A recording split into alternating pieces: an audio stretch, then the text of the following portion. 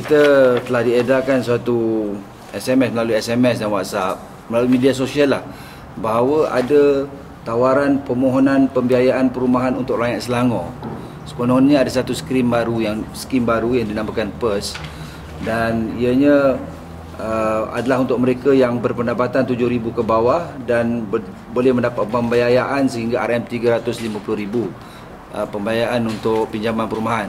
Tetapi pada hakikatnya perkara ini tidak benar, sebab kalau kita lihat bahawa nama contact personnya adalah dan juga alamat sekretariat pinjaman skim ini adalah merupakan pejabat yang berhormat Tuan Haji Khalid Abdul Samad, iaitu selaku ahli Parlimen Shah Alam. Jadi apabila ini berlaku, ramai yang telah telefon dan untuk mendapatkan pinjaman inilah, tetapi ini tidak benar, dan saya telah mengarah meminta supaya Yang Berhormat Khalid untuk buat satu polis report, dan laporan polis telah dibuat di Seksyen 11 Shah Alam, Selangor semalam pada pukul 11.44 pagi lah.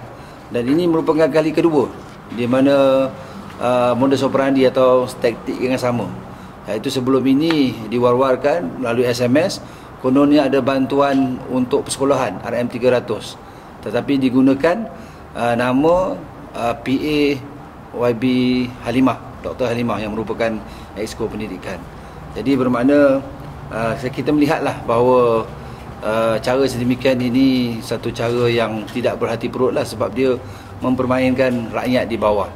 Saya menyatakan bahawa kalau dia nak serang kerajaan negeri, seranglah kerajaan negeri.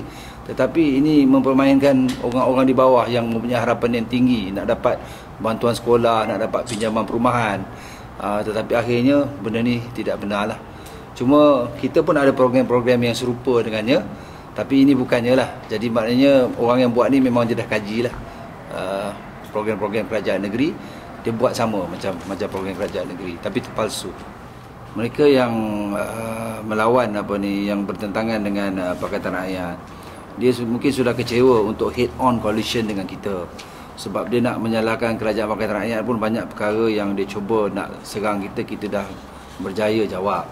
Jadi dia gunakanlah cara sedemikian. Maknanya dia guna inilah macam sabotaj lah, nak lawan dari segi hujah, dari segi program. Mungkin mereka tidak berdaya, tapi mungkin inilah caranya. Saya tak tuduh siapa-siapa lah, tapi saya melihat keadaan ini seolah-olah nak undermine, nak untuk memperlekehkan kerajaan Pakatan Rakyat lah di Selangor ini.